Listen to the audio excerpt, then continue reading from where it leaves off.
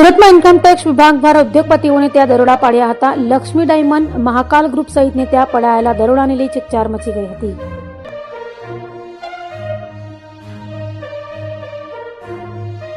Surat income tax વિભાગની ડીડીઆઈ wing દ્વારા આજે 28 જાન્યુઆરી 2026 વહેલી સવારથી શહેરના નામાંકિત ઉદ્યોગપતિઓ પર આકરા પગલાં લેતા સર્ચ ઓપરેશન હાથ ધરવામાં આવ્યું હતું. આ દરોડામાં મહાકાલ ગ્રુપના અનિલ બગદાણા અને તેમના ભાગીદારો તરુણ ભગત તથા પ્રવીણ ભૂત તેમજ લક્ષ્મી ડાયમંડના ધીરુ ગજેરાને નિશાન બનાવવામાં આવ્યા છે. આઈટી વિભાગના અધિકારીઓના મોટા કાફલાએ આ તમામ ઉદ્યોગપતિઓના ધંધાકીય સ્થળો, રહેણાંક મકાનો અને વિવિધ પ્રોજેક્ટ્સ પર તપાસનો ધમધમાટ શરૂ કર્યો છે.